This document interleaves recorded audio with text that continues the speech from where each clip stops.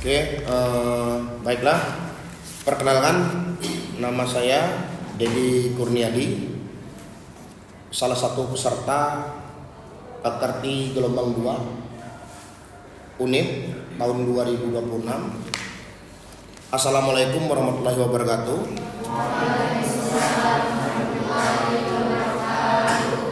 Oke, di pertemuan kali ini kita akan membahas tentang analisis pasar dan perilaku konsumen pada mata kuliah manajemen pemasaran.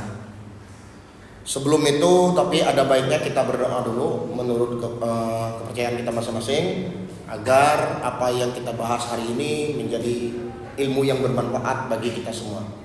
Berdoa mulai.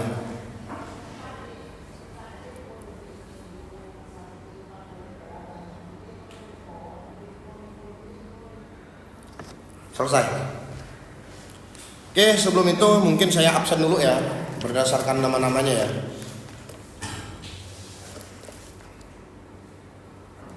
Saya absenkan satu-satu ya, berdasarkan nama-namanya.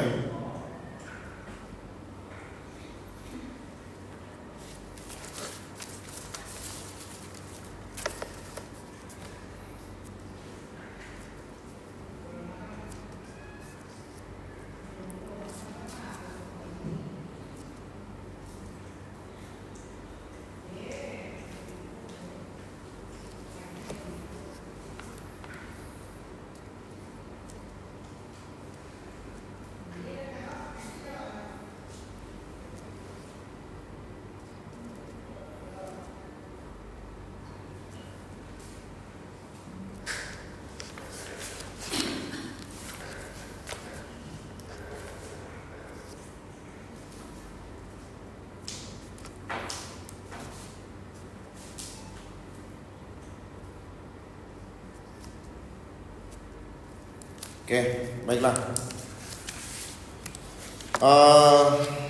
Pada pertemuan kali ini kita akan membahas tentang analisis pasar dan perilaku konsumen.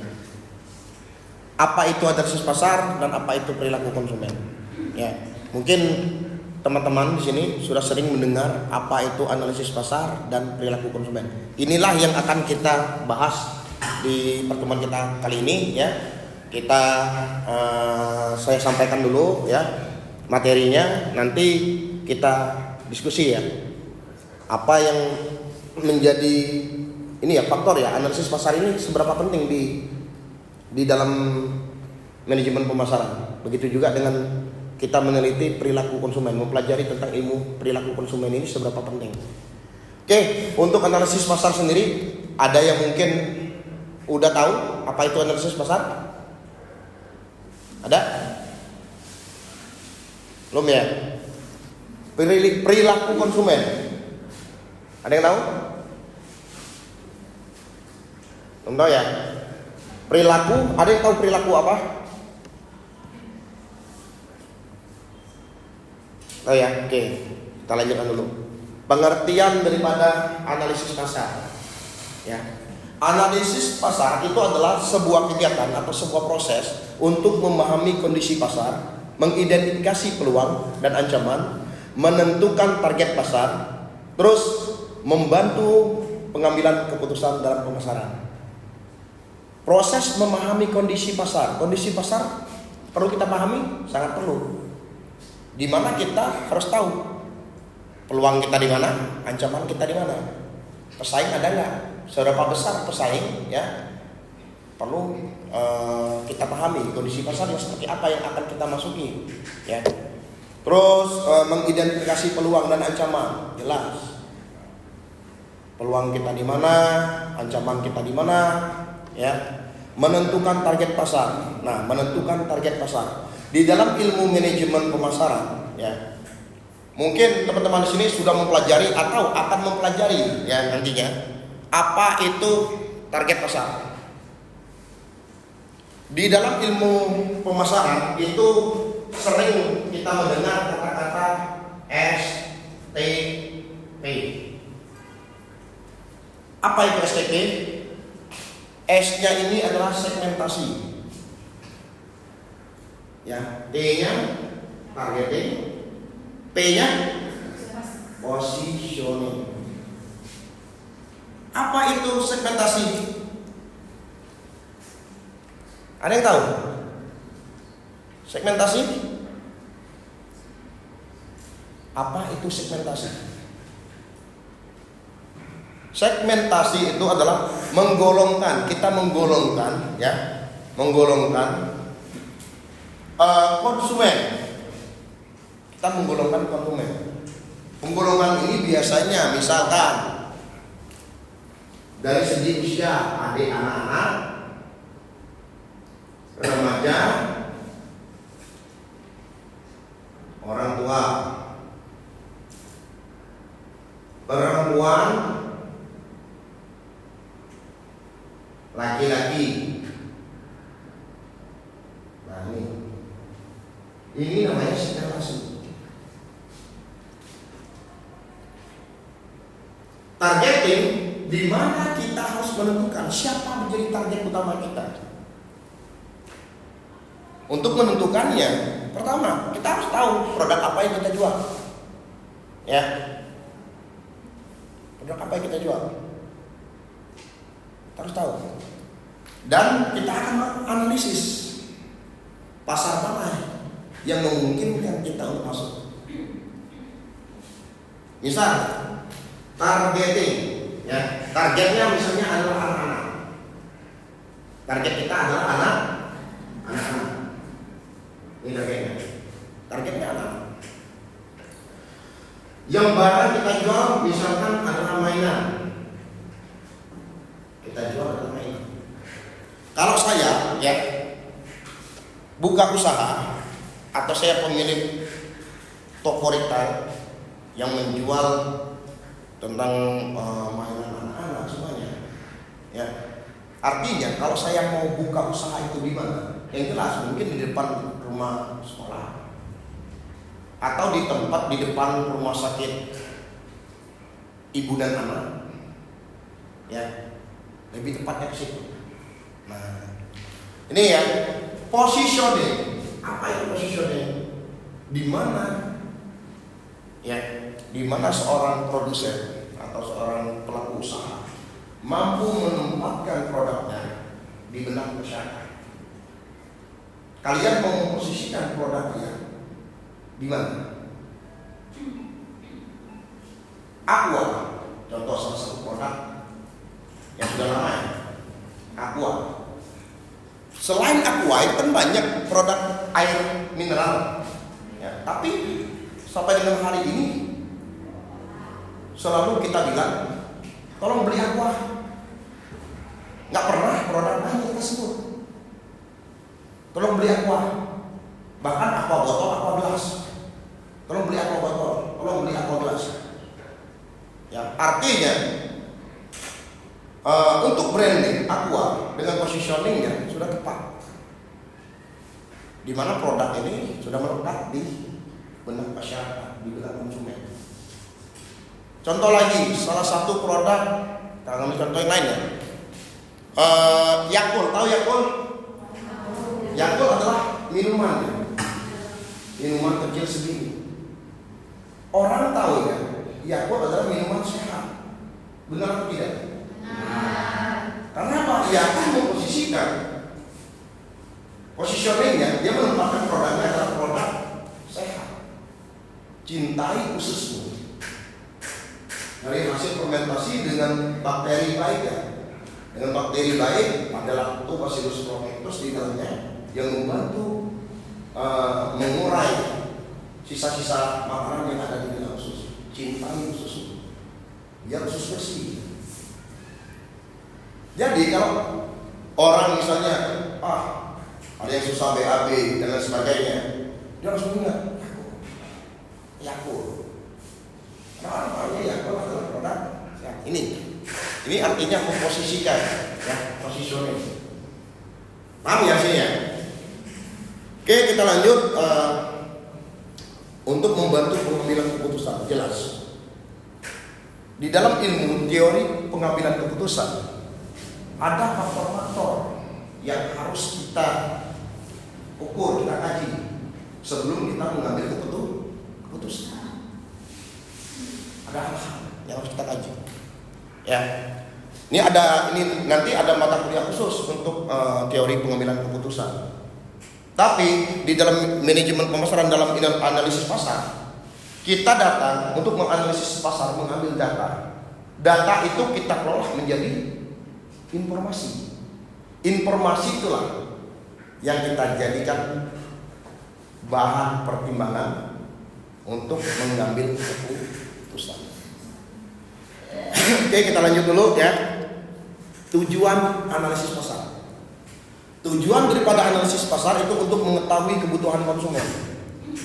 Apa yang konsumen butuhkan? Pertanyaannya. Kalau kita sudah tahu apa kebutuhan konsumen, enak. Tinggal saya dapat barang dari mana. Benar nggak? Mau dijual harga berapa? Kalau saya menginginkan penjualan yang efektif, saya mau jualnya di mana? Tapi kita harus tahu dulu kebutuhan konsumen apa. Terus memahami pesaing. Memahami pesaing. Kita harus paham dengan pesaing. Di mana kekuatan pesaing, di mana kelemahan pesaing, ya harus kita baca. Ketika pesaing menetapkan harga berapa yang ditetapkan oleh pesaing? Apa bedanya produk kita dengan produk pesaing? Apa bedanya? Strategi pemasaran apa yang dilakukan oleh pesaing? Promosinya, media apa yang dipakai? Sejauh mana mereka melakukan pemasaran harus kita pahami. Maka itu kalau di dalam ilmu pemasarannya, saya punya salah satu guru ya, doktor dulunya, guru saya ya, mengajar di mata kuliah yang sama. Dia mengatakan pesaing jangan dijadikan musuh, tapi jadikan teman. Di mana Anda dapat memahami pesaing. Kenapa? Kalau sudah dijadikan teman pasti kita paham. Ya benar atau tidak? Nah, perbedaan kita dengan pesaing ya jelas. Kita harus lebih ya. Kita harus punya nilai lebih daripada pesaing kalau ingin produk kita lebih laris. Dari sisi penetapan harga, cara menetapkan harga bagaimana? Ada ilmunya lagi, ya. Dalam penetapan harga seperti apa? Itu ada rumusnya. Nggak mudah. Jenis-jenis penetapan harga, ya ada harga diskon dan lain sebagainya. Sering mungkin kalian lihat di minimarket ada harga yang seperti ini. RP 499.900.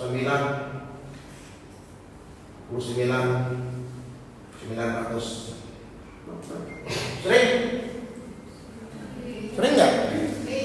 Nah, ini harga apa? Disebut dengan harga apa ini?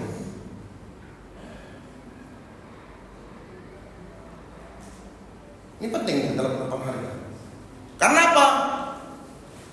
499.900 terlihat lebih murah dibandingkan 500. Padahal cuma beda 100 rupiah. Ya. Oke, kita lanjut. Menentukan strategi pemasaran. Jadi strategi pemasaran harus ditentukan. Mulai dari produk, inovasi produk, ya, inovasi produk. Contoh, misalnya kita ambil nih, mungkin kita pernah lihat ya, seperti bakso ya sekarang ya. Bakso biasanya orang mengeluarkan bakso itu basuran ya. Bahkan hari ini kita lihat ada bakso bentuknya balok. Disebut dengan bakso balok. Dulunya kita beli bakso ada yang besar satu, yang lainnya kecil ya. Ini enggak, ada bakso satu butir besar, tapi pas dibelah dari sisinya ternyata dibilang baksonya ini inovasi produk. Inovasi produk itu bisa di cara bentuknya ya, secara fisiknya, tapi ada juga secara rasa. Ya. Terus kita meningkatkan bagaimana pelayanan yang baik. Ini strategi pemasaran.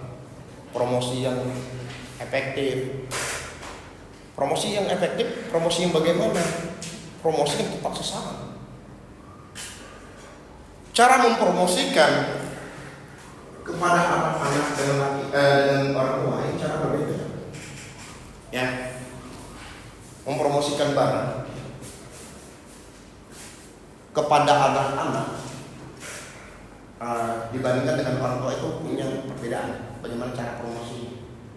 Ya, dan mungkin bisa jadi menggunakan media yang berbeda juga. Nih, terus mengurangi resiko bisnis, jelas. Tujuan daripada analisis pasar adalah mengurangi resiko bisnis. Mengapa demikian? Mengapa? Karena kalau kita mau buka usaha, anggap baik Rizka mau buka usaha. Rizka nih, Rizka tanya, Rizka kalau mau buka usaha apa? Makanan ini makanan pokok atau makanan cemilan? Cemilan. Apa produknya? Snack. Oke. Kalau Rizka mau buka usaha katanya buka usaha snack. Ya. Nah, mungkin yang ada di benak Rizka, snack adalah makanan yang sering dibeli ya oleh konsumen dan semua kalangan, mulai dari anak-anak, remaja, orang tua, laki-laki, perempuan bisa makan snack. Tapi ya, Rizka belum membaca, belum menganalisis pasar. Seberapa besar pasar yang dimiliki oleh Rizka? Rizka belum membaca. Artinya ketika Rizka buka usaha ini tanpa menganalisis pasar, dia cuma menduga-duga berdasarkan persepsi yang ada di benaknya bahwa barang dia akan laris, tapi tanpa data. Akhirnya apa? Antara dua kemungkinan, maju atau mundur. Nah, untuk mengurangi risiko kerugian yang besar perlu analisis pasar. Karena suatu hal yang sudah terencana dengan yang belum terencana pasti hasilnya akan berbeda. Setidaknya yang terencana dapat meminimalisir yang namanya resiko. Dia pajak meminimalisir yang namanya kerugian. Kenapa? Karena sudah terencana. Sesuai dengan fungsi manajemen, tugasnya mengatur, mengelola, merencanakan. Oke ya, kita lanjut. Nih, komponen analisis pasar. Ada ukuran pasar. Apa yang dimaksud dengan ukuran pasar?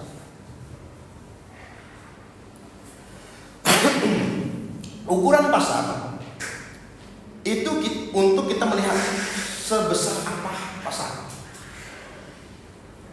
Sebesar apa potensi penjualan produk kita akan terjual. Ini adalah ukuran pasar. Ya. Terus pertumbuhan pasar. Kita lihat.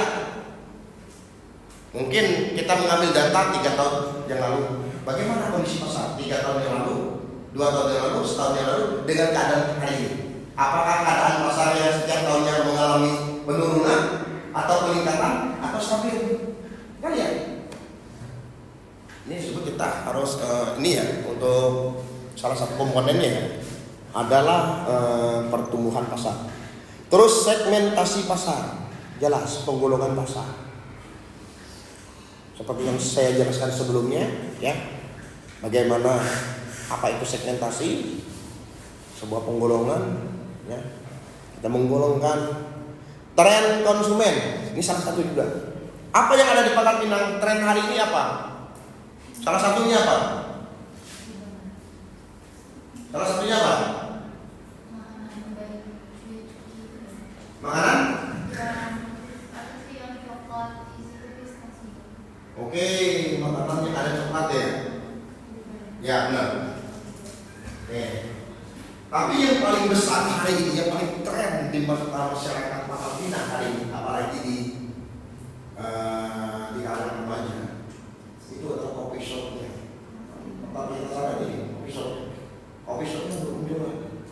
Bahkan ada yang sekarang ini sudah siap dengan skala listriknya, bawa gerobaknya, mereka keliling, stay-nya di mana. Bahkan hari ini dari Taman Dialogwa, ya, di depan kampus kita, ya, di lapangan Merdeka, alun-alun Merdeka, stay mereka. Ini adalah tren, ya. Itu yang dimaksud dengan tren daripada konsumen. Terus analisis pesaing, seperti yang dibilang sebelumnya, kita menganalisis sejauh mana. Kadang-kadang kita mungkin baru menggunakan teknologinya, kita dalam pembuatannya, produksinya, kita masih tradisional, manual. Sedangkan pesaing sudah menggunakan teknologi. Apa perbedaannya? Mereka lebih efektif dari segi waktu, dari segi biaya, ya, hemat, kan? Dan mereka bisa menetapkan biaya yang minim mungkin, harga yang minim. Kenapa? Mereka bisa menekan biaya produksi, sehingga apa? Sehingga bisa menekan harga. Produk lokal kita menjual produk lokal kita, biasanya itu cenderung lebih mahal. Kenapa? Karena kita beli botol, benar nggak? Beli tutupnya, beli labelnya, kita beli lagi itu. Baru kita masukin produknya, kita tutup, kita label. Sedangkan perusahaan-perusahaan yang sudah memiliki teknologi yang canggih, ya, mereka memproduksi botol sendiri, label sendiri. Sehingga apa? Barang yang tadinya kita mampunya jual 10.000, mereka mampu jual dengan harga 7 sampai 8. Itu menekan biaya produksi.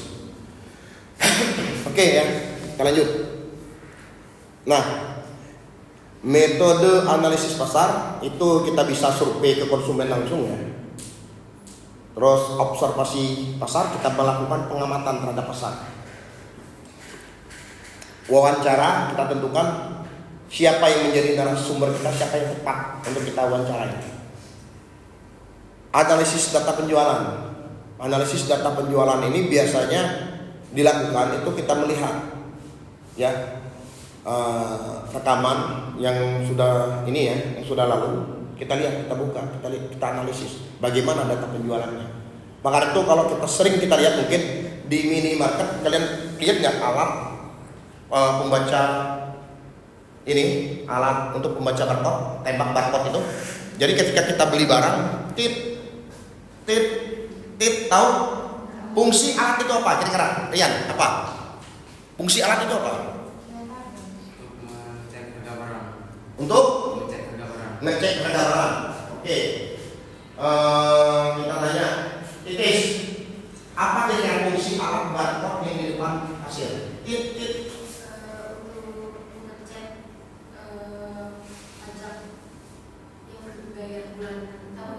Untuk ngecek pajak yang belum dibayar tahun ini.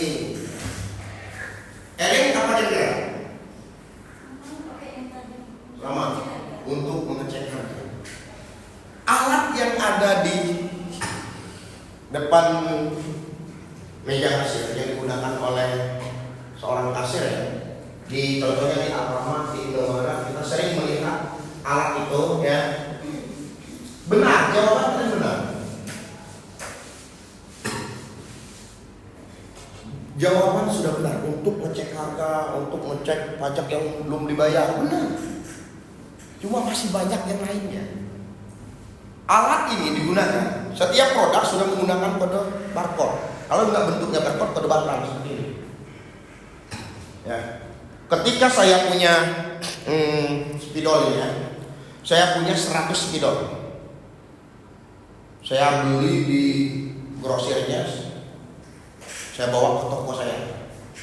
Ketika saya bawa ke toko saya, spidolnya saya ambil satu, saya tembak barcode-nya, saya input harga beli, ya, harga beli misalkan 5.000, harga jual 5.500. Jumlahnya hari ini, tanggal ini, jumlah yang saya beli 100 buah spidol. Boleh sih, ya. Ketika diimpor barang ini masuk ke toko. Ketika barang ini dibeli, tit, orang terus beli. Benar, alat ini ngecek harga tadi. Harganya adalah 5.500. Yang pertama. Yang kedua, ketika sudah Anda beli satu tit, jumlahnya yang ada di toko berkurang sendiri 99. Anda beli lagi, kurang lagi 98. Sampai ketika toko saya tinggal 95, yang aku 95, maka aplikasi saya akan mengatakan spidol Anda tinggal 5. Apakah Anda ingin memesannya kembali? Langsung ada nomor. Mungkin salesnya saya spidol. Langsung kasih kita ketik. Apakah Anda ingin memesannya kembali? Alat itu tahu stok yang ada di toko Anda tinggal berapa. Jadi kalau Anda buka toko di depan rumah, ya, warung kelontong misalnya di depan rumah, kalau Anda tidak menggunakan aplikasi ini, bagaimana Anda bisa ngecek stok Anda? Anda harus mantau dulu, Vinso masih ada nggak, Indomie masih ada nggak, dicek satu-satu. Dengan aplikasi ini nggak perlu. Terus aplikasi ini tahu kapan tanggal kadaluarsanya. Mungkin ada di salah satu minimarket, ya, tiba-tiba pegawainya, karyawannya turun ke depan tokonya menawarkan minuman dengan harga promo yang tadinya harga 12.000 menjadi 9.000. Pernah dijumpai? Pernah. Kenapa? Stok itu harus terjual. Kalau nggak terjual, mungkin sebulan yang akan datang sudah ada luasa. Alat ini bisa membaca. Jadi sebelum kadaluarsa, kalau bisa sudah terjual semua, akan untuk meminimalisir kerugi. Terus alat ini juga bisa ngecek dalam 1 bulan produk apa yang paling laris. Anggap sarden hari ini lakunya bulan ini per bulan ya 50 kaleng sarden. Susu 372 kaleng per bulan, ya, boleh. Terus kecap ini habisnya sekitar 182 kaleng botol, ya, dalam 1 bulan. Di 3 bulan terakhir angkanya tidak jauh berbeda. Jadi dicek dari bulan Januari, ya, Januari, Februari, Maret, ternyata penjualannya nggak jauh dari angka ini. Artinya di bulan depan Anda tidak perlu stok sarden banyak, tak perlu, sangat-sangat tidak perlu. Yang tadinya Anda beli sardennya 100, Anda tak perlu beli banyak. Kenapa? Selain barang ini bisa kadaluarsa, ada bahan makanannya untuk konsumsi, Anda akan mengendapkan modal Anda di situ. Berapa lama modal Anda tertanam di situ? Jadi untuk muter modal agak sulit. Nunggu barang laku kan baru nih modal kembali. Sedangkan modal sudah tertanam di situ. Artinya kita stok. Bila perlu setiap bulan itu barang hampir habis semua, ada yang habis. Ya. Walaupun nggak habis, bisa stoknya masih 5, stoknya masih 7 gitu. Ini salah satunya. Ya, bagaimana kita harus menganalisis data penjualan sebagai bahan pertimbangan. Dan juga dia tahu ketika alat itu, ketika spidol dari 100 laku 95 di dalam laporan, sisa barang 4. Artinya kalau saya jumlahkan baru 99, ada barang yang hilang. Maka dari itu seorang kasir biasanya ada yang gajinya dipotong gara-gara kurang minus, ada yang barang yang hilang. Alat ini bisa mendeteksi. Terus alat ini juga mempermudahkan ketika Anda mau bikin laporan harian, Nggak mungkin kan setiap orang beli kalian tulis. Datang si A, beli ini, harganya ini. Nggak mungkin kalian tulis. Total pembayarannya ini. Nggak mungkin. Datang si B, kalian tulis. Rekap berapa keuntungan hari ini. Mungkin nggak? Berapa omset hari ini? Mungkin nggak itu? Nggak mungkin. Dengan alat ini, ya aplikasi tadi, itu tinggal cetak laporan harian, ketek, langsung keluar. Laporan harian, cetak laporan mingguan, mau tanggal berapa sampai tanggal berapa itu cetak.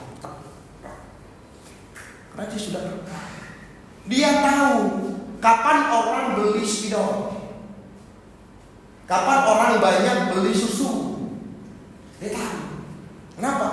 Di data penjualan itu ada tanggal, ada waktu, jam berapa, hari apa, ada di sini terkat. Ini ya, sangat penting ini. Ya. Terus studi komputer, ini studi sains tadi. Ya. Kita lanjut. Oke. Sebelum kita lanjutkan ke perilaku konsumen, ada pertanyaan nggak tentang analisis pasar? Yuk, silakan. Apa akibatnya jika perusahaan tidak melakukan analisis pasar? Apa akibatnya jika perusahaan tidak melakukan analisis pasar? Nah, apa akibatnya jika perusahaan tidak melakukan analisis pasar? Saya katakan sebelumnya bahwa kalau kita tidak melakukan analisis pasar, maka kita akan sulit menentukan strategi apa yang harus kita gunakan dalam melakukan kegiatan pemasaran. Ya, tujuannya adalah bagaimana penjualan produk kita harus meningkatkan.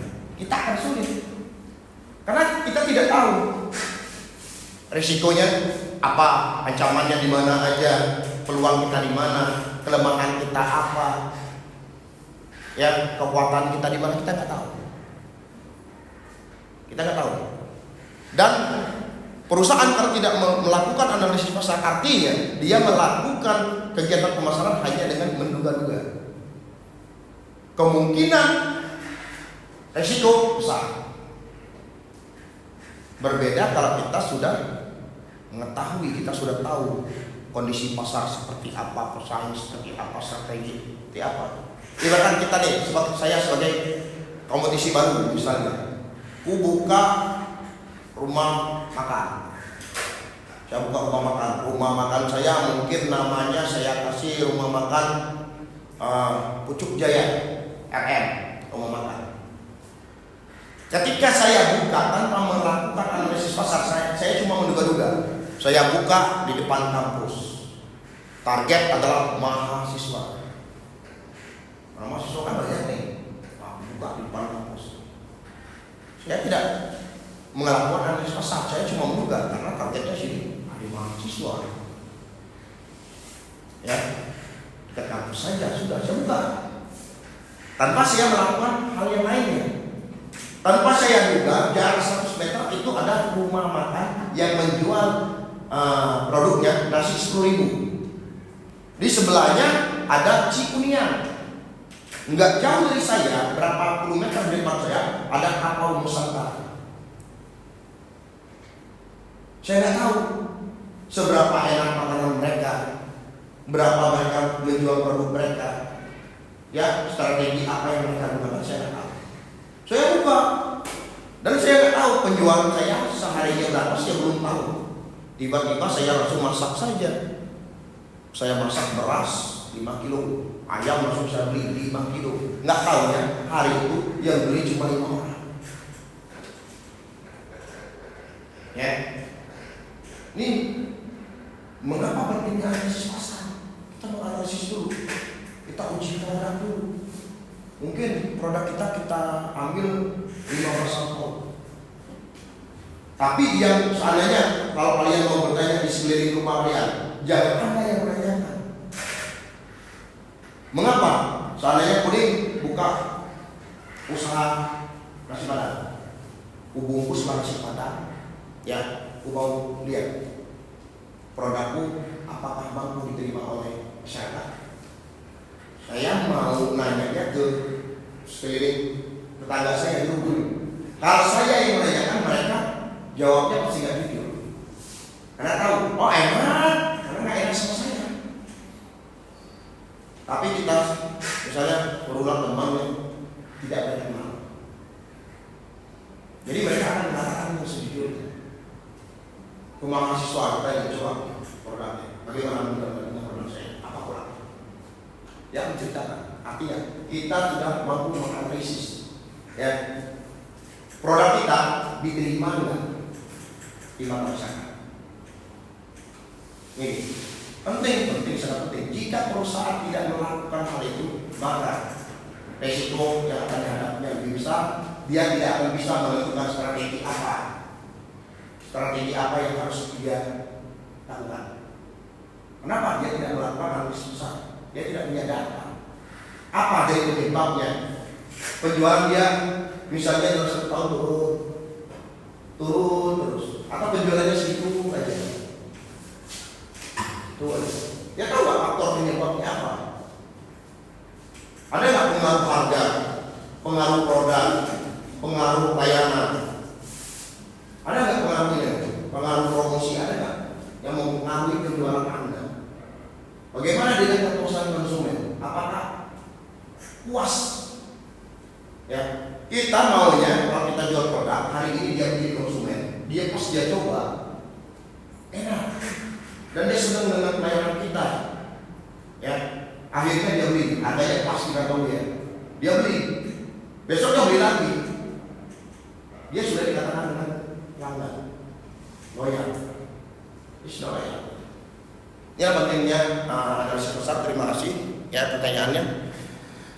Terus ada lagi yang mau ditanyakan sebelum kita ke perilaku konsumen? Yuk lanjut. Terima kasih atas waktunya, kesempatan waktunya untuk bertanya.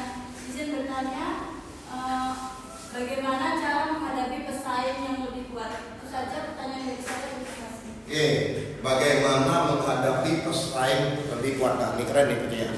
Ya, bagaimana kita menghadapi pesaing yang lebih kuat? Soal kompetitor. Inilah pentingnya bagaimana kita harus memahami pesaing. Tadi kita bahas ya bagaimana kita memahami pesaing. Yang saya katakan bahwa seorang dosen saya dulu mengatakan kita harus mampu berteman dengan pesaing. Jadi ada ya namanya analisis SWOT. Ada yang tahu analisis SWOT? Analisis SWOT? Ada yang tahu ya analisis SWOT? Analisis SWOT ya ini yang digunakan ya untuk dalam strategi pemasaran. Kalau kalian disuruh bikin marketing plan, business plan, pasti mereka menggunakan analisis SWOT. Di mana kita harus tahu peluang kita di mana, ancaman kita di mana, kekuatan kita di mana, kelemahan kita di mana. Inilah kunci bagaimana kita bersaing. Menetapkan harga. Ketika pesaing menetapkan harga 8.000 dalam satu produk A, bagaimana kalau bisa kita 7.800, 7.900 atau 7.500, harus di bawah saya. Sebuah pesaing. Apa yang harus kita tekankan? Mungkin biaya produksi. Kita bisa nggak Pak? Tapi saya kan produknya berkualitas, bahan baku saya berkualitas. Tak mungkin saya jual ke situ. Artinya bagaimana kita harus menempatkan produk kita agar produk yang berkualitas dibandingkan dengan pesaing agar tidak saing. Jadi memang kita keunggulan kita dari segi mana? Dari harga, produknya. Nah kita lihat juga promosi mereka seperti apa. Promosinya sejauh mana mereka? Apakah mereka bekerja dengan toko-toko retail misalnya, yang mengambil barang mereka, ya mereka jual lagi. Intinya kita harus memahami pesaing, kita pahami mulai dari cara mereka produksi bahan baku mereka dari mana, kalau mereka menjual produk, misalnya produk-produk ini ya isinya, kalau produk jasa seperti apa, kegiatan usaha mereka, kita kenal, kita share. Karena itu sering kan kita lihat para pelaku usaha yang sama, mereka membuat community. Mereka membuat komunitas, sehingga komunitas ini sangat sulit. Contohnya para fotografer ya itu punya komuniti yang kuat mereka. Padahal mereka profesinya yang sama, mencari pekerjaan sama, berebut pasar. Contoh lagi Grab, komuniti mereka luar biasa, kekompakan mereka luar biasa. Padahal mereka berebut pasar yang sama, benar nggak? Rebut itu nyari ini orderannya. Ya, di sini lah solidaritas, sehingga kita juga memahami, bisa memahami saya. Kadang-kadang kita enggak sama saya, apa itu? Oh dia segini itu yang tidak sehat ya. Tapi kita bersaing yang sehat. Jangan ceritakan ya, produk dia itu begini nggak bersih lah, ya nggak sehat lah. Tapi kalau kita mau bersaing, kita yang meningkatkan kualitas kita. Dari segi mana? Kualitas harga, promosi, pelayanan, produk yang harus kita tingkatkan dari kita. Ya, harus begitu. Oke, terima kasih. Apa kabar ini, Mas? Oke, terima kasih pertanyaannya. Ada lagi yang mau ditanyakan? Sebelum kita lanjut ke perilaku konsumen, ada yang mau bertanya? Yang lain? Ada nggak? Oke, kalau nggak ada kita lanjutkan ke pengertian perilaku konsumen. Perilaku konsumen itu adalah studi tentang bagaimana konsumen membeli, ya, mempelajari kebutuhan dan keinginan, mengetahui faktor yang mempengaruhi keputusan pembelian. Ya, studi tentang bagaimana konsumen membeli, mempelajari kebutuhan dan keinginan. Bagaimana konsumen membeli? Ini banyak faktor yang mempengaruhinya.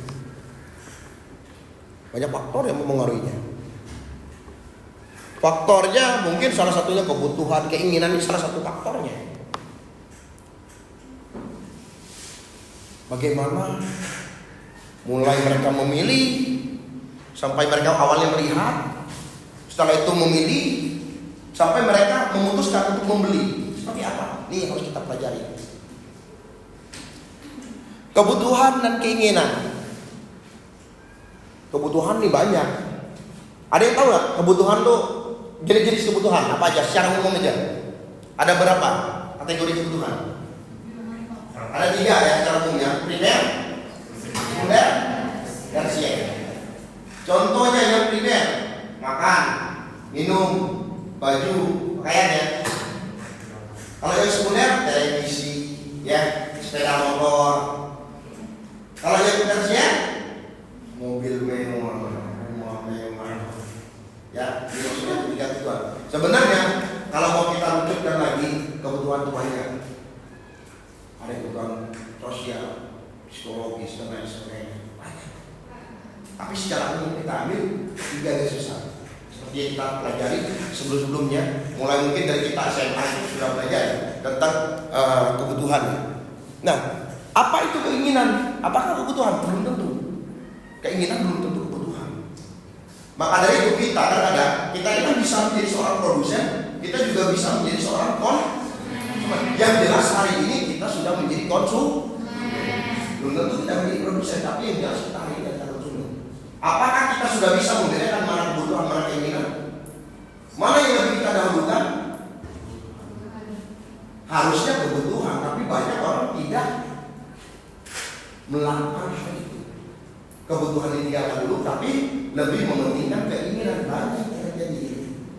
Punya uang 1 juta, lah tahu kebutuhannya A, B, C, dan C ini adalah kebutuhan, tapi uangnya digunakan untuk keinginan, bukan untuk kebutuhan. kebutuhan tidak terpenuhi.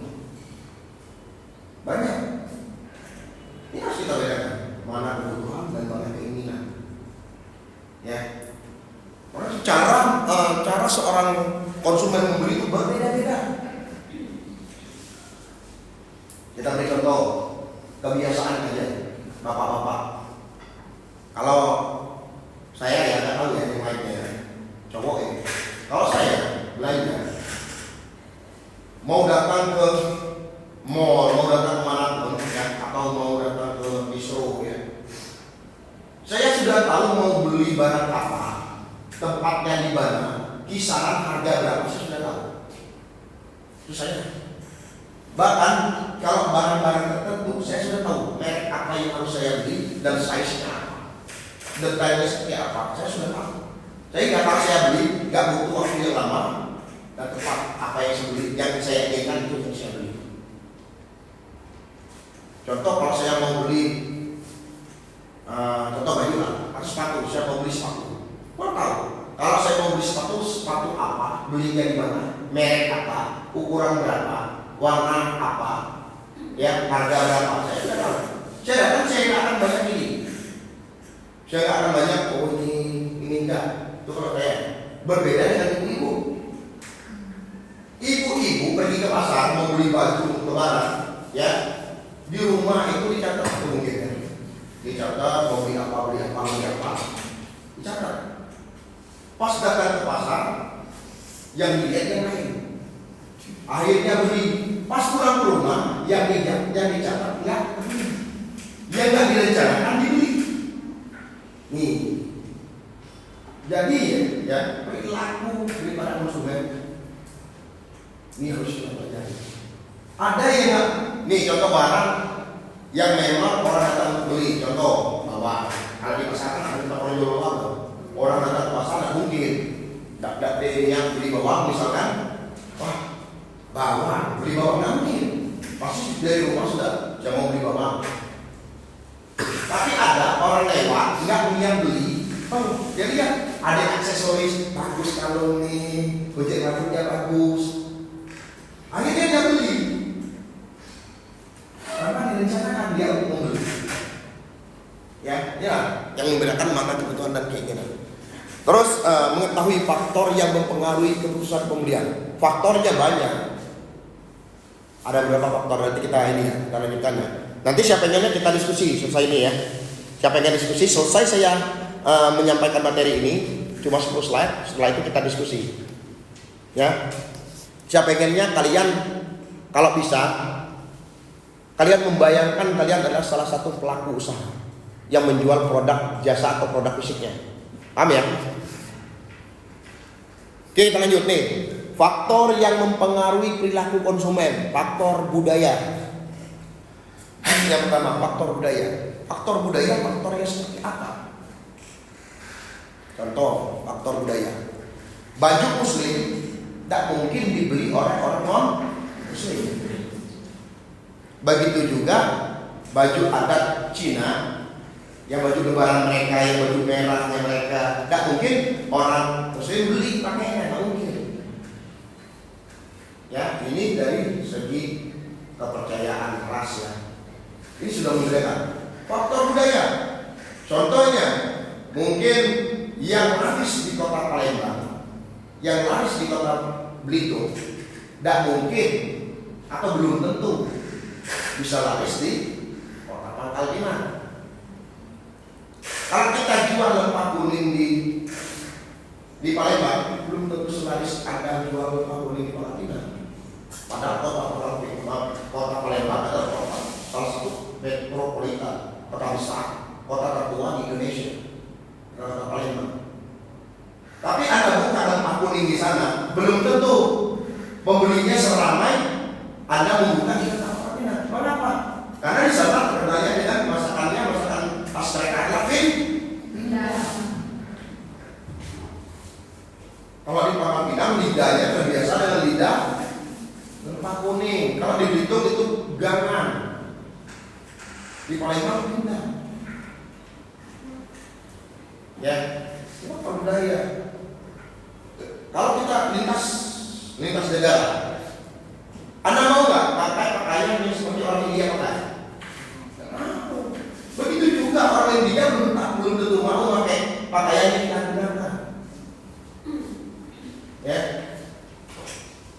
Belum tentu. Di Arab, pakaian orang Arab dengan pakaian kita itu harus beda. Ini budaya. Karena budaya Timur dengan budaya Barat atau budaya yang di ini ya.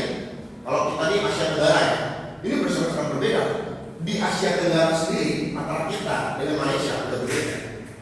Antara kita dengan Singapura sudah punya budaya yang berbeda. Faktornya besar, mempengaruhi. Oke, ini faktor budaya ya. Kita lanjut, faktor sosial. Faktor sosial ini apa yang maksud dengan faktor sosial?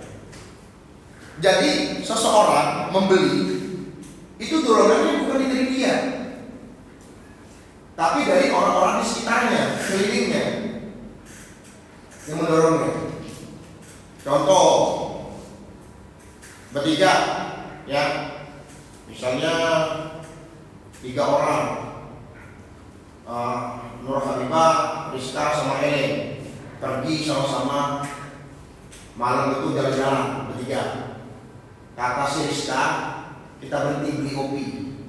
Padahal Habibah dan Ellen nggak ada niat beli kopi. Tapi dia Rizka beli juga gitu loh. Enak aja kopinya, enak ini enak viral. Udah viral kok. Beli juga, kok mantap kok.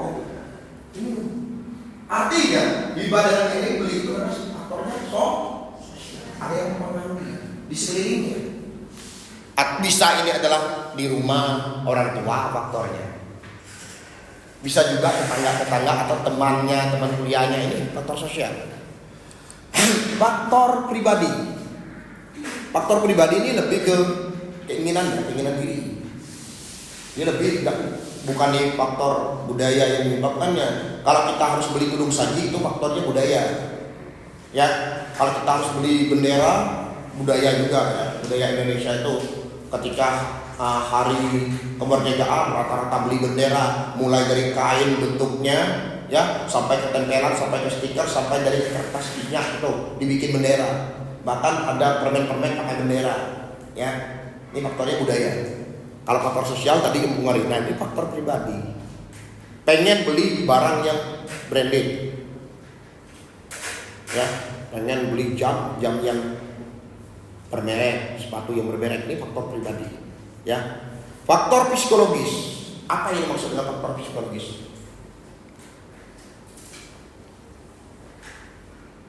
Kalau sakit perut beli apa? Beli pil. Kalau pria masuk angin beli apa? Angin.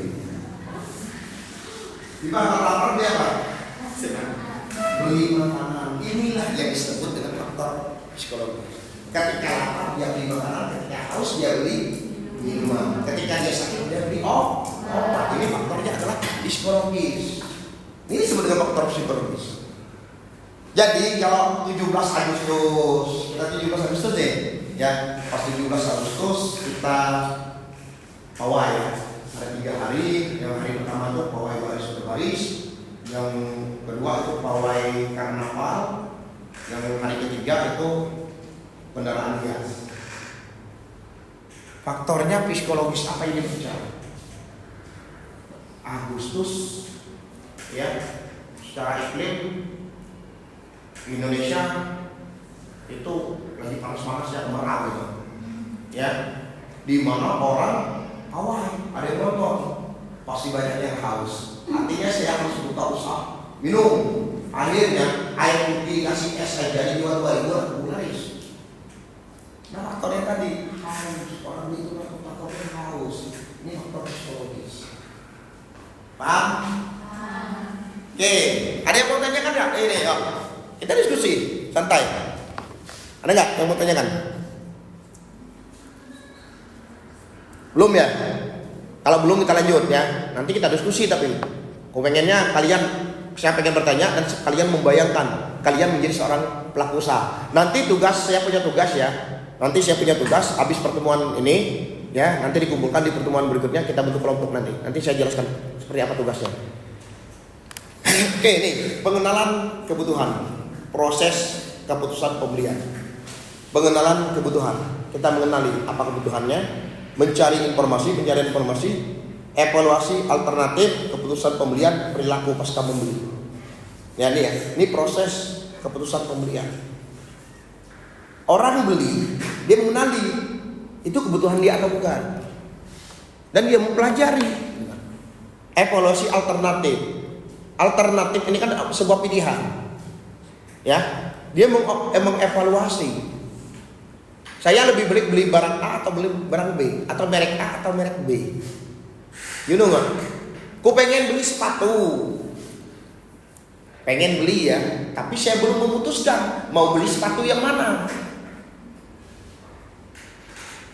Saya belum memutuskan. Akhirnya saya mengevaluasi. Paham nggak? Produk mana yang saya beli? Alternatif adalah sebuah pilihan. A atau B ini alternatif. Yang mau saya pilih mana? Paham? Akhirnya saya memutuskan. Ini ada Adidas, di sini ada Nike, di situ ada New Balance. Saya mau beli yang mana?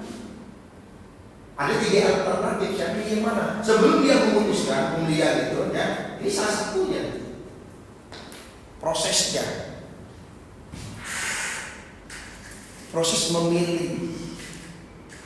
Dia mengevaluasi apa kelebihannya. Adidasnya agak memanjang, kaki ini agak melebar. Kalau pakai Adidas, kelihatan mungkin. Kalau aku beli Nike ini agak tinggi, tapi Adidas sih serunya. Adidas agak pendek. Kalau New Balance ini kelihatan berat benar kelihatan dibandingkan dengan 2 merek sebelumnya. Kalau segi harga mungkin sama baik, kualitas mungkin hampir sama. Dari brand dia sama-sama memiliki brand yang kuat nih di mana masyarakat. Sebenarnya dia mana ya? Ini prosesnya. Proses salah satu proses keputusan untuk dia melakukan beli atau tidak. Pencarian informasi ya sama itu. Dia mencari informasi. Sebelum dia beli dia cari informasi. Ada faktor juga. Cek di mana beli yang kemarin, barang kemarin tuh. Saya ingat kita mendengarkan. Misalnya si Rizka bertanya nih, Rian, kamu beli helm yang kemarin di kayak hiu itu di mana? Misalkan, dia nanya, ini artinya dia mencari informasi sebelum dia memutuskan beli, ya. Dia pengenalan kebutuhannya, dia tahu dia nak beli apa gitu. Terus keputusan pembelian, barulah dia memutuskan untuk beli. Oke, saya beli yang ini aja. Ketika dia beli, aku beli ini aja, sudah aku beli ini aja. Dibeli, dia pakai. Nah, perilaku pasca pembelian. Apakah dia akan loyal atau bagaimana? Apakah dia nyaman? Pas beli sepatunya 2 hari, udah pakai memang Eko misalnya. Nah, bagaimana perilakunya? Pasti akan lain kan? Nah, bagaimana kalau produk itu bagi dia memuaskan, sangat puas? Maka dia akan loyal.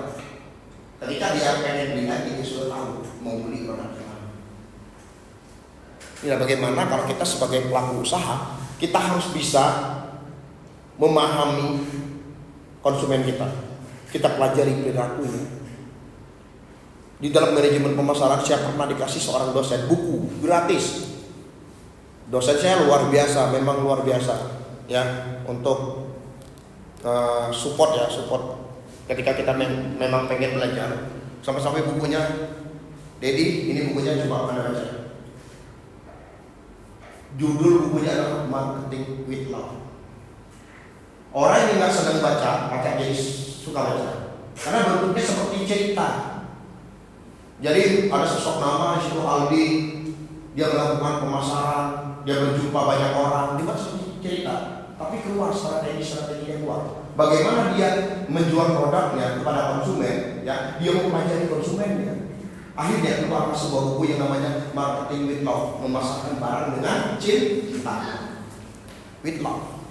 Dia memahami konsumen dia, perilaku konsumennya dipelajari sampai pasca pembelian diperhatikan oleh dia. Bagaimana dia ketika dia beli hari ini, besok dia akan beli lagi dan begitu juga seterusnya. Dia bukan cuma sekedar konsumen, saya pengen dia menjadi seorang pelanggan.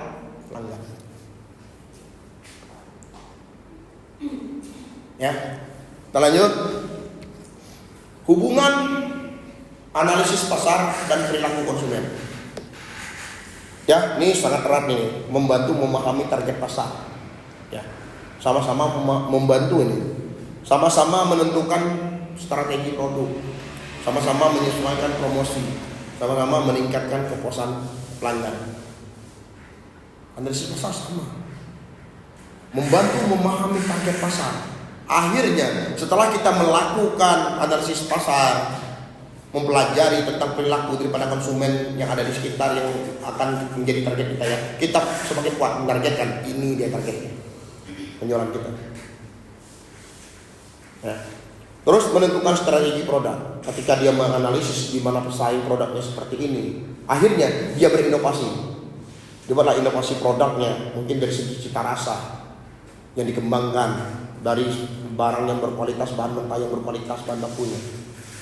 Dia menciptakan suatu produk dengan bentuk fisik yang lebih unik, ditambah lagi dengan kemasan yang menarik. Ya. Menyesuaikan promosi. Kenapa? Kalau kita sudah tahu, ya, kita sudah menentukan strategi produk dan target pasar kita, ya jelas promosi kita harus tepat sasaran. Promosi kalau tidak tepat sasaran yang menghabiskan dana biaya promosi. Dia promosi berpengaruh nggak terhadap penjualan? Sangat berpengaruh. Ya, biasanya semakin besar biaya promosi yang dikeluarkan, penjualan semakin meningkat harusnya. Tapi kalau dia misalnya promosinya, uang promosinya habisnya 300 juta, tahun kemarin cuma 200 juta. Sedangkan nih contoh besar, di tahun 2023 dana promosinya 100 juta misalnya, tapi penjualannya 98 unit misalnya. Ini jualnya mungkin sepeda listrik kan, ya sepeda listrik. Di tahun 2023 biaya promosi habisnya 100 juta rupiah misalnya, penjualannya misalnya 98 unit misalkan. 2024 ya menghabiskan uang 150 juta untuk biaya promosi, penjualannya di angka 120 unit. Di tahun 2025 ya menghabiskan uang promosinya 250 juta, biaya promosinya 250 juta, penjualannya di angka 109. Pertanyaannya, ada apa dengan ini?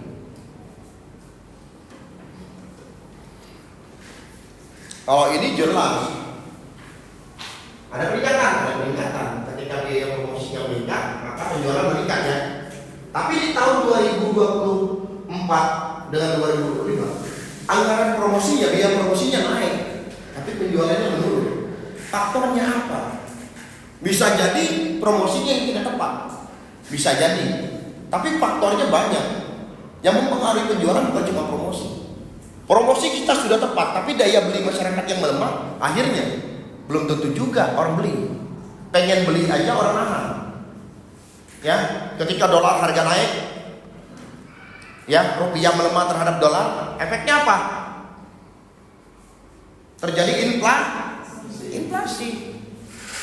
Maka itu di dalam teori, ya ada sebuah teori yang dari ini ya, seorang ahli ya, namanya Adam Smith. Ada teori mengatakan bahwa suatu negara bisa dikatakan kaya jika lebih banyak menyimpan logam mulia, ya ekspor lebih besar daripada impor. Ini teori. Kenapa? Ketika kita impor, kita mengeluarkan rupiah kita keluar. Enggak. Ketika kita ekspor, kita menjadikan dolar berbentuk rupiah. Ini dolar kita jadikan rupiah. Semakin besar rupiah beredar di negara kita, artinya pertahanan ekonomi kita semakin kuat. Tapi ketika peredaran rupiah di dalam suatu negara minim sampai ke daerahnya, maka menurun juga daya beli masyarakat. Sehingga apa? Mau kita promosi bagaimana kalau kemampuan beli daripada masyarakat menurun, pasti mempengaruhi penjualan. Promosi sudah tepat, tapi produknya mungkin kurang memuaskan, ya, atau pelayanan dari kita yang kurang memuaskan. Orang pengen beli pun akhirnya nggak jadi. Tapi kita juga harus bertanya, ada apa? Apakah promosinya sudah tepat sasaran? Kita lihat itu. Kan di dalam manajemen pemesanan itu ada namanya bauran promosinya, marketing mix. Ada yang tahu marketing mix? Apa? Produk, price, place, promotion, people, process, physical activity. Oke, kasih aku sudah untuk kementerian. Ya. Ada 7. Bauran pemesanan itu ada 4. 3 ini ya, yang tambahannya ya. Yang 4 ini apa, kalau yang 4-nya apa? Yang disebut dengan 4-nya apa? Produk, price, place, sama promotion. Apa itu produk? Jelas ya?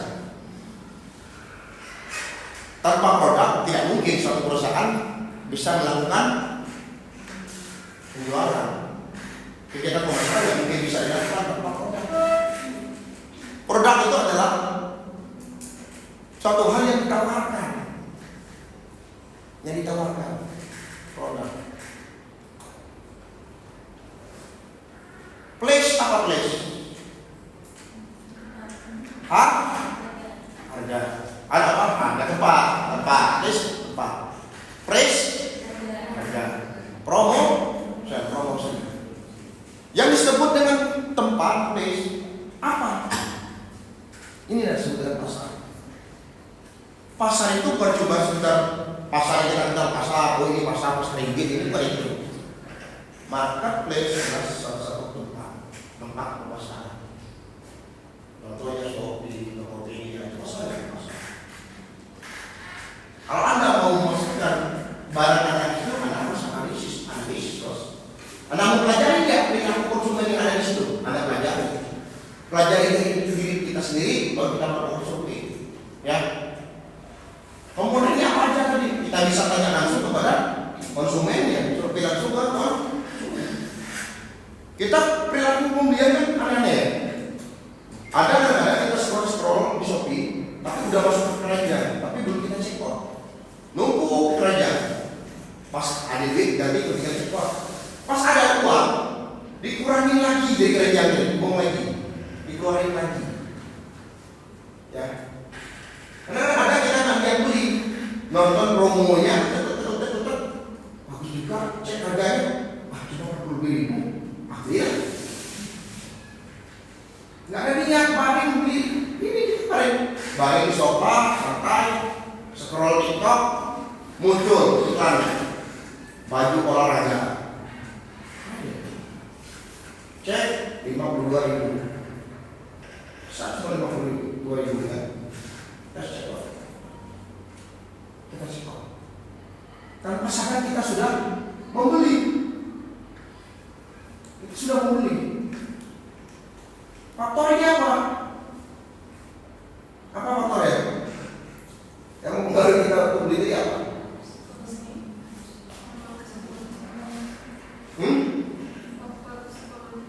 Psikologis nggak masuk. Sosial. Ini kan sosial media. Faktornya sosial. Maksudnya sosial media yang melakukan promosi kenal. Ini dia. Maka tuh ada seorang beli. Dia tidak merencanakan untuk beli. Pas lihat atau promosinya masuk, udah dia beli. Ya. Coba kita lanjutkan ke penyesuaian promosi sudah meningkatkan kepuasan pelanggan. Nah, bagaimana kita meningkatkan kepuasan pelanggan? Maka itu, kalau kita menjadi seorang pelaku dari usaha, kita menjualkan barang atau jasa. Saya katakan hari ini ya, saya nggak tahu kalian berapa tahun yang akan menjadi apa saya nggak tahu. Apakah anak akan menjadi usaha yang handal? Apa yang harus kita lakukan? Lakukan yang terbaik untuk produk Anda. Bikin konsumen senyaman mungkin. Kenapa? Satu kali kecewa bahkan mereka tidak akan pernah kembali. Anda hanya mampu berjual satu kali. Ya.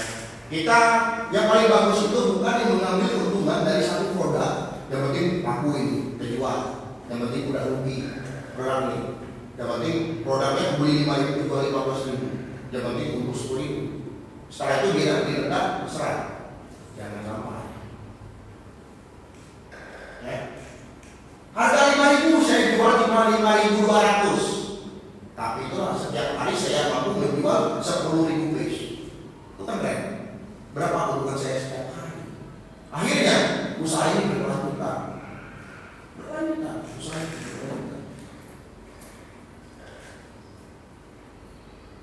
Usahanya berkelanjutan. Ini yang kita harapkan. Apalagi kita sudah punya pelanggan. Rumah-rumah makan itu ya pasti punya pelanggan biasanya. Yang bertahan sampai di angka 5 tahun itu punya pelanggan. Yang kita sendiri, yang mereka sendiri ya sebagai pelakunya, mereka tahu sebenarnya ada beberapa yang pelanggan yang sering datang. Ada yang mereka yang tahu pelanggan mereka siapa aja. Yang datangnya sudah berapa kali tapi mereka tidak mengenali wajahnya. Mungkin mereka belinya melalui Grab misalkan, dia datang Grab, tapi dia beli setiap hari melalui Grab. Nah ini dia. Makanya kita jangan pernah mengecewakan. Lakukan yang terbaik dari segi penawaran produk, kasih mereka produk terbaik, pelayanan terbaik, fresh yang terbaik. Agar apa? Agar usaha kita berkelanjutan. Semakin banyak yang menjadi pelanggan. Disitulah ketika usaha ini berlanjut ya, meningkatnya kepuasan konsumen, maka dipastikan ya Anda akan memperoleh keuntungan. Kesimpulan, ada yang dapat menyimpulkan apa yang kita bahas hari ini? Ada nggak? Ada? Kesimpulannya apa? Kesimpulannya adalah analisis pasar penting dalam bisnis. Ya. Perilaku konsumen menentukan strategi pemasaran. Kombinasi keduanya meningkatkan keberhasilan perusahaan. Ini dia. Ya, kita ini dulu sebentar tunggu.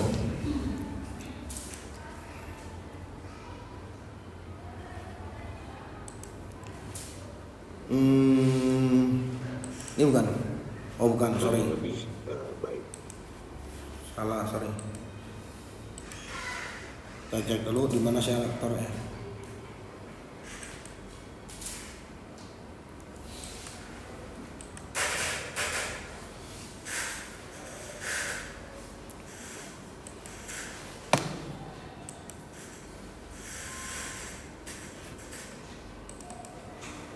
Pernah nggak sih kamu beli sesuatu padahal awalnya cuma lihat-lihat?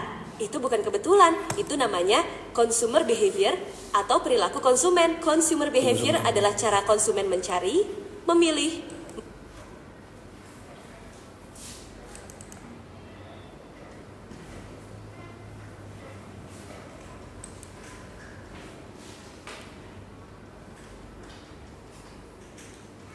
Ini nyambung ya?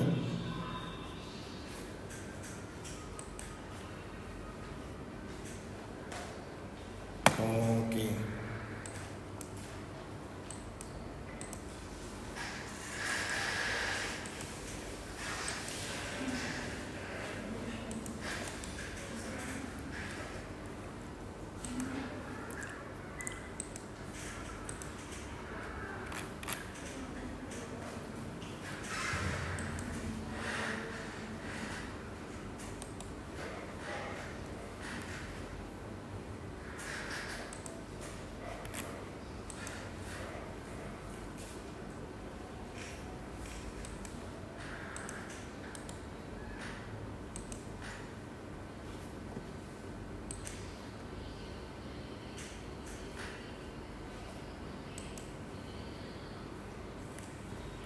Nggak kelihatan ya? Lama.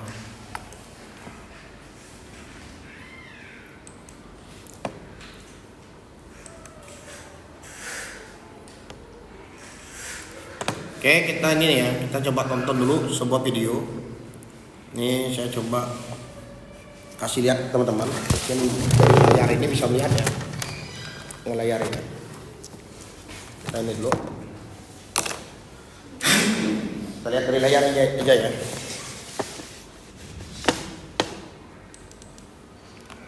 Pernah nggak sih kamu beli sesuatu, padahal awalnya cuma lihat-lihat? Itu bukan kebetulan, itu namanya consumer behavior atau perilaku konsumen. Consumer behavior adalah cara konsumen mencari, memilih, membeli, menggunakan, dan mengevaluasi produk atau layanan. Misalnya, kamu lihat promo di online shop, baca review, bandingkan harga, lalu check out. Nah, itu proses perilaku konsumen. Perilaku konsumen dipengaruhi oleh kebutuhan pribadi, pengaruh teman dan sosial media, harga dan promo, serta kepercayaan terhadap brand. Memahami perilaku konsumen membantu bisnis menjual lebih tepat sasaran dan membantu kita jadi pembeli yang lebih bijak. Kamu biasanya beli karena kebutuhan atau karena diskon? Tulis di komentar. Oke, apa yang Anda pahami dari video ini? Ada nggak? Apa? Yuk, Rian apa Rian? Apa yang Anda pahami tentang video tadi?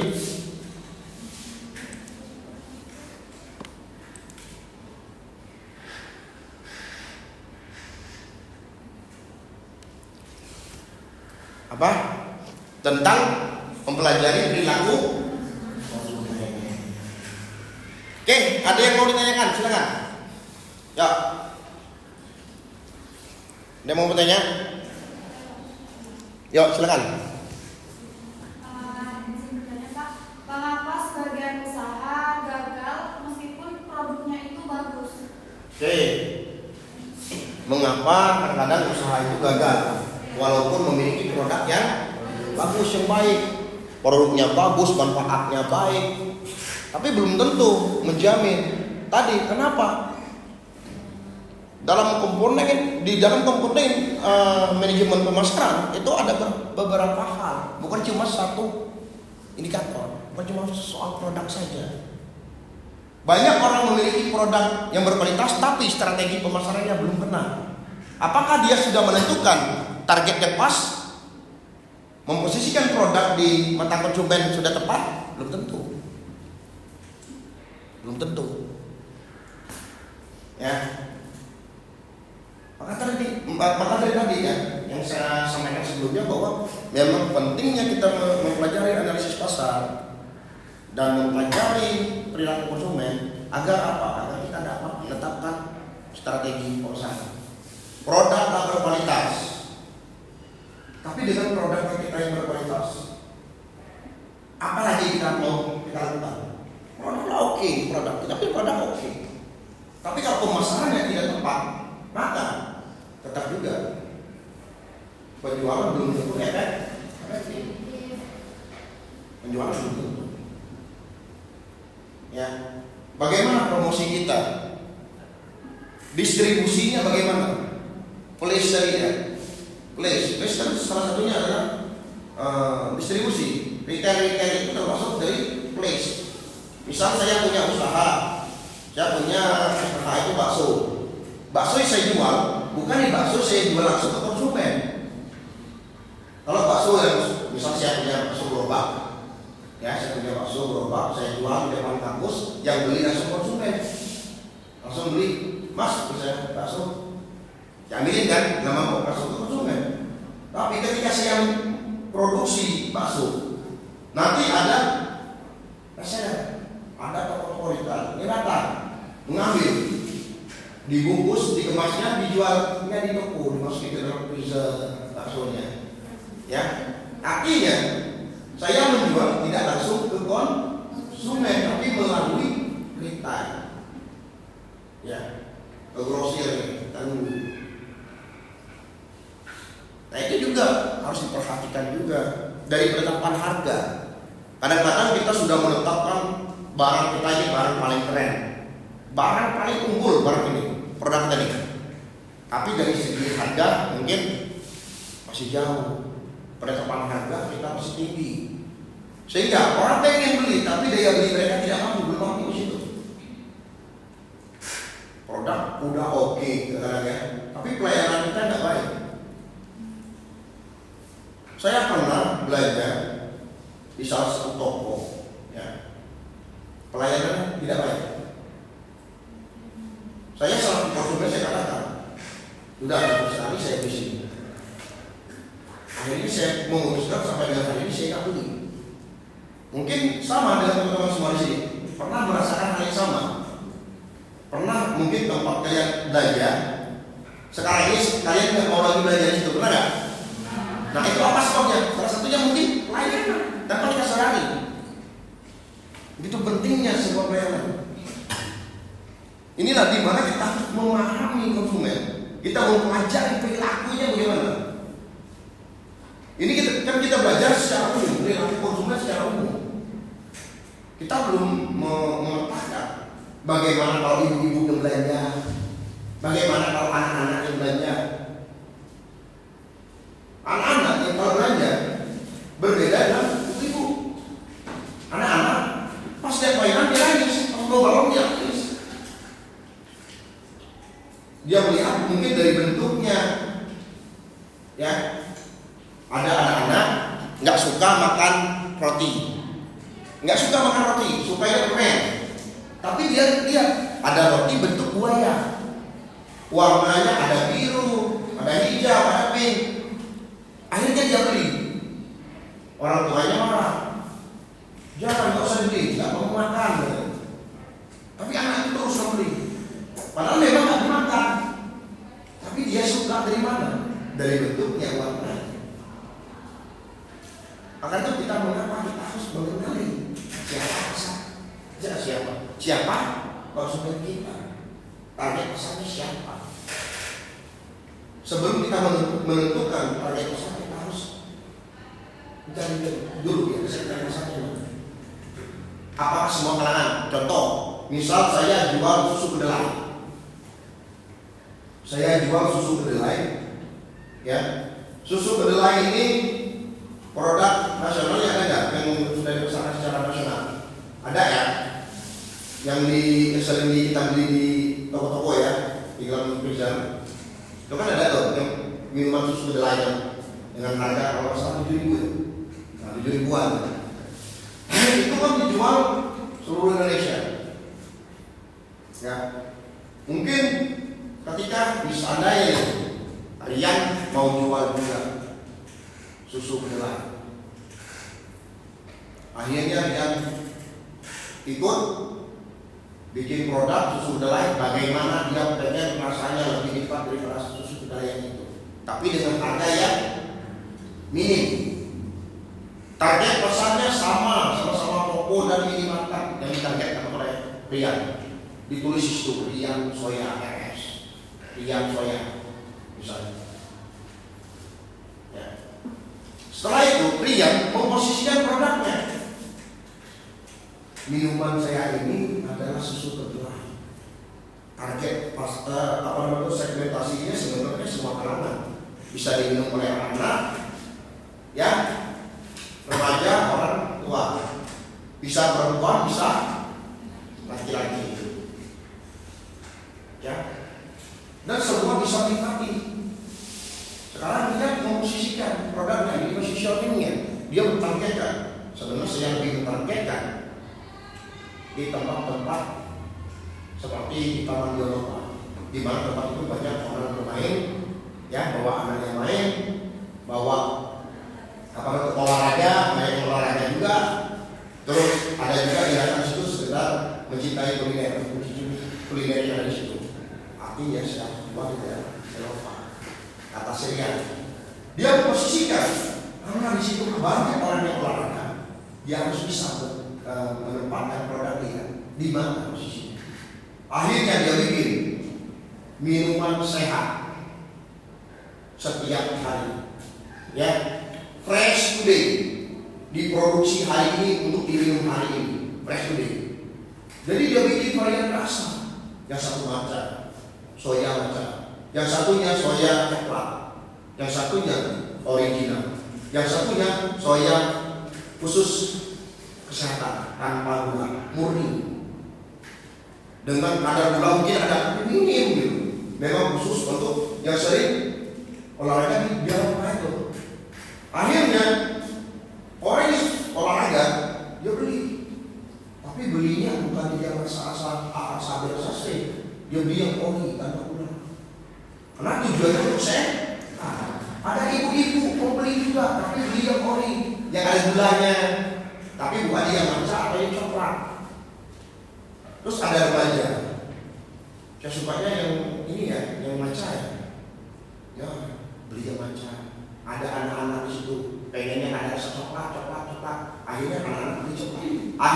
Artinya produk yang mampu menguasai dan mengikuti apa namanya tren di mana masyarakat umum ya, di mana sukanya olahraga yoga, seperti lah, enggak? Sekarang kita itu beli sepeda semua, yang nggak ada sepeda beli sepeda. 2 bulan lagi gantung di kamar. Ya. Nah ini dia. Nah itulah mengapa sebabnya belum tentu produk kita bagus, produk kita baik, belum tentu menentukan pemasaran yang efektif. Ya, belum tentu kita mendapatkan penjualan yang terbaik. Di mana faktor yang mempengaruhi pembelian dan keputusan pembelian bukan cuma satu faktor. Di dalam strategi pemasaran ada banyak faktor yang harus kita perhatikan untuk meningkatkan penjualan. Ada lagi yang mau ditanyakan? Silakan. Ya. Pak, izin bertanya terkait pembahasan penjelasan tentang materi SPP tadi. Apakah Bapak bisa menjelaskan ulang dengan contoh yang bisa mudah untuk dipahami? Oke. Untuk segmentasi targeting positioning ya. Ya. Segmentasi ini kita menggolongkan konsumen. Terdiri ada anak-anak, ada remaja, ada orang tua. Dan golongkan. Oh ini anak-anak, ini remaja, ini orang tua. Oh ini muslim, oh ini non muslim. Oh ini perempuan, oh ini laki-laki. Agar apa? Agar kita tahu tadi seperti saya bilang. Nggak mungkin kita jual baju komnya kepada yang muslim, nggak mungkin kita jual hijab kepada yang non muslim. Artinya kita selalu target pasar siapa, memposisikan dulu. Jadi segmentasi ini menggolongkan dulu, kita bentuk golongan-golongannya. Setelah itu baru kita ke target di antara segmentasi ini mana yang menjadi target utama kita. Saya pengennya yang saya jual ini adalah Adidas Samba. Target saya siapa? Yang lebih besar. Remaja. Target saya adalah remaja, mahasiswa. Target saya anak-anak muda. Artinya kita menentukan target pasar kita siapa. Contoh lagi seperti yang saya ambil contohnya soya ini ya, riang soya. Dia menggolongkan anak-anak, orang tua, ya remaja, ya ada yang pegawai kantoran, ya ada mungkin binaragawan, ya ada yang lagi masyarakat lagi umum tadi. Dan mereka kan siapa yang akan ditargetin? Yang mereka kan misalnya yang cinta karena lagi umurnya masyarakat Indonesia hari ini dengan sehat. Sekarang kan dengan trennya ini hidup sehat ini, pengennya minuman sehat hari ini. Jadi melihat sesuatu, ya ini targetkan. Jadi di mana tempat-tempat orang olahraga, di tempat di depannya ada tempat gym, dia jual di situ soya yang satunya. Rian soya buka outlet di depan, misalnya apa namanya itu, di depan Uniper Gym misalnya, di depan Uniper Gym. Enggak? Buka di situ. Terus buka juga misalnya di depan rumah sakit, di depan lapangan semua, atau di tempat orang jogging. Kenapa? Positioningnya dia mengatakan bahwa sehat setiap hari, fresh today. Soya saya diproduksi hari ini untuk diminum hari ini. Karena ada apa? Ada memang soya yang dia siapkan variannya untuk yang mencintai kesehatan, yang tanpa ada yang ada gula yang ada itu minim, ya murni susu kedelai asli yang disiapkan. Paham nggak? Sama jadi paham? Oke, ada lagi yang mau ditanyakan?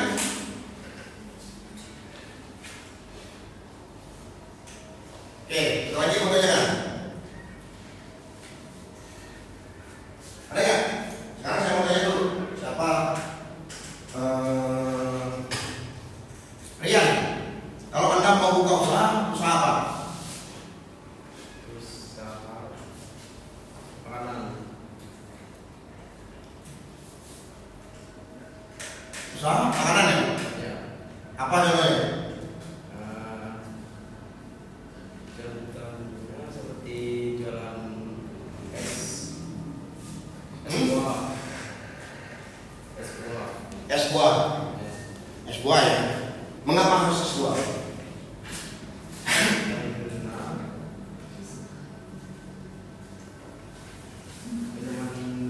sehat. Minuman sehat. Anda bisa mengatakan es buah minuman sehat. Coba beri gambaran, ceritakan sedikit ya, mengapa Anda pengen buka es buah. Saya pengen. Coba Rian ceritakan mengapa Rian pengen buka es buah. Setelah dengan kita pelajari tentang analisis pasar dan strategi ini ya, perilaku konsumen. Coba Rian gambarkan sedikit dari apa yang kita pelajari, apa yang didengar Rian. Kalau Rian mau buka usaha es buah, usahanya bagaimana? Coba jangan. Coba, siapa tahu saya punya modal, langsung saya kasih nih, Rian, yuk kita buka usaha. Kan gitu. Kita beli gerobaknya, kita beli perlengkapan, kita buka. Coba ceritakan sedikit.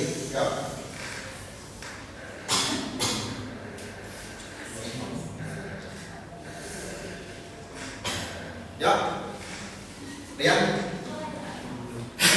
Kira-kira coba diceritakan, bisa nggak? Bisa menceritakan. Jadi kepada teman-teman semua, saya pengen buka usaha es sup buah. Mengapa saya pengen buka es buah?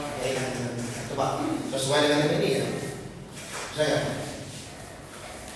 nggak mungkin sampai pengen buka es buah, nggak mungkin hanya keinginan dariku. Tapi ada faktor yang menyebabkan mengapa saya harus buka es buah.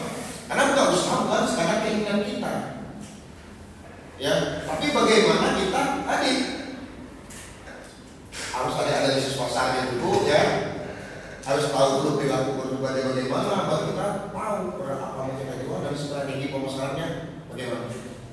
Strategi apa yang kita lakukan? Baru kita ini ya, kita tetapkan, kita lakukan. Nah ini dia.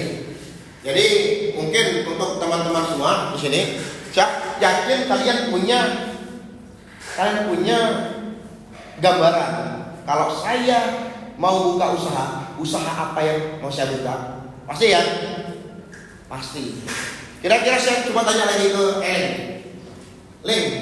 Seandainya kalau Eling mau buka usaha, ya usaha apa? Coba ceritakan kita sedikit, tapi sesuai dengan ini dulu. Kalau berdasarkan analisis pasarnya, misalkan apa namanya itu coba ceritakan. Toko sembako, oke. Di toko sembakonya tuh ada kayak jual sayur-sayur. Sayur-sayuran. Maksudnya tuh, kamu untuk yang jauh dari pasar, yang di desa-desa pelosok itu. Oh, ya berarti misalnya kan pasar besarnya misalnya di Kota Pangasinan, tapi kita bukanya mungkin radius berapa puluh kilo ya, yang jauh dari pasar utama. Di mana mungkin orang yang nggak mau ke pasar langsung karena jauh jarak, jadi belinya ke Eling sembako aja gitu kan. Oke. Ada yang lain nggak? Kalau buka, yuk coba kasih gambarannya. Ini nanti saya mau kasih ini ya, mau kasih tugas ya. Jadi sebelum saya ngasih tugas ya, saya pengennya coba ada nggak yang sedikit mau kasih gambaran usaha apa yang mau dibuka, mau direncanakan, ada nggak? Nggak ada ya? Pas ya? Oke, nih kalau mengenai teorinya, materinya, ada yang mau ditanyakan? Pas? Oke, sekarang saya pengennya kita bentuk kelompok. Satu kelompok terdiri dari 4 orang. Ya, satu kelompok 4 orang. Kita bentuk dulu kelompoknya, terdiri dari 4 orang. Kalian tentukan sendirilah kelompoknya siapa, ya. Terus saya pengen teman-teman pilih salah satu produk lokal. Pilih salah satu produk lokal yang ada di Kota Pangkal Pinang. Ya. Dan tolong Anda buatkan saya analisis pasarnya. Bentuknya nanti boleh seperti makalah, tapi jangan lupa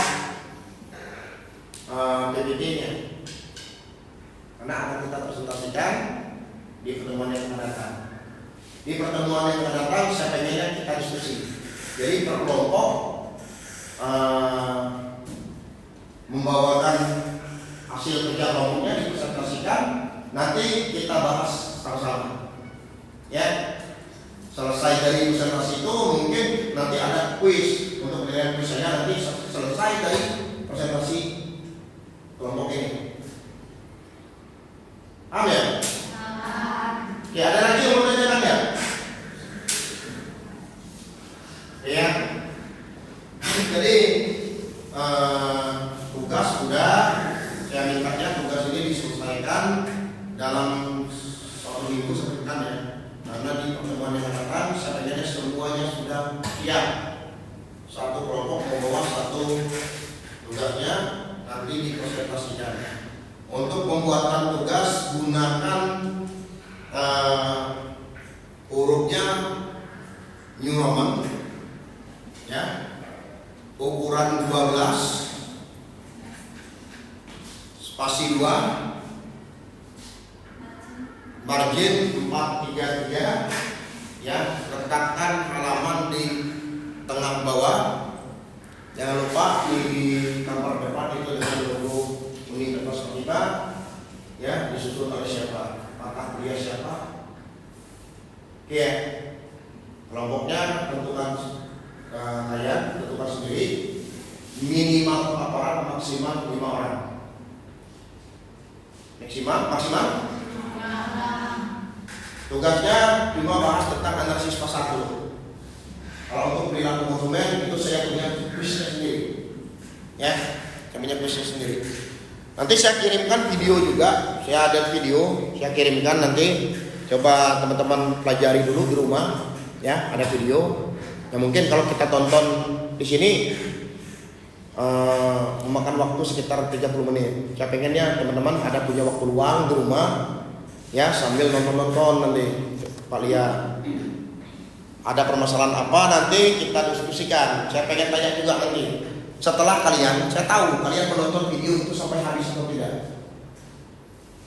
Karena durasinya 30 menit, saya pengennya kalian nontonnya di rumah, waktu santai, keluar. Apakah pagi hari nonton yang paling tepat, atau sebelum tidur waktu yang tepat, saya nggak tahu. Tapi teman-teman harus nonton ini sampai dengan selesai. Nanti saya pengen tanya kepada kalian di video itu apa yang anda tangkap dari isi video itu. Apa sih kesimpulan daripada video itu? Ya, kalian harus bisa gimana ya? Maksudnya, coba kalian mengkaji, menganalisa. Di dalam satu video itu adalah sebuah konsep, dia membicarakan sebuah konsep fenomena, ya, tentang sebuah perilaku konsumen. nanti ada 3 orang itu yang memiliki perilaku yang berbeda. Nah itu, tapi saya pengen kalian secara detail. Misalnya namanya si A yang Aldi, yang si B nya misalnya Aan, yang nomor 3 nya misalnya Rian. Di 3 orang ini nanti kalian lihat di video. Apa yang membuat perbedaan antara mereka? Faktor-faktor mana aja? Kalau Aldi beli faktornya mana? Ya, dan saya akan tanya itu dengan detail. Caranya akan dengan detail dan mohon ini yang mohon ditonton dengan benar, disimak dengan benar, dan ditarik kesimpulannya dengan benar. Paham ya? Oke, mungkin kalau tidak ada lagi pertanyaan, kita tutup dulu pertemuan kali ini. Jangan lupa tugasnya. Saya pengen, kalau untuk pengerjaan tugas, saya pengennya tidak ada yang tidak bekerja ya. Jadi di tugas itu kalian tentukan siapa ketuanya, siapa sekretarisnya, ya tugasnya apa aja, anggotanya siapa, sama yang akan mempresentasikan siapa. Saya pengennya kompakan dari setiap kelompok, dan saya pengennya kalian saling berdiskusi ya. Karena saya tidak mau tugas kelompok ini hanya dikerjakan oleh 1 orang. Saya pengennya satu kelompok memang diskusi. Nanti untuk pertemuan berikutnya kita akan diskusi di ruangan yang sama. Oke? Mungkin sekian dari saya. Kalau ada salah kata saya mohon maaf kepada teman-teman semua. Wassalamualaikum warahmatullahi wabarakatuh. Waalaikumsalam warahmatullahi wabarakatuh.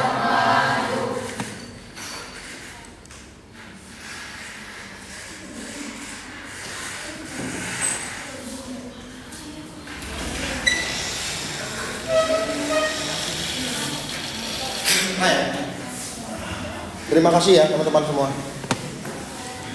Unila bingung untuk menghabiskan waktu. Slide lo habis.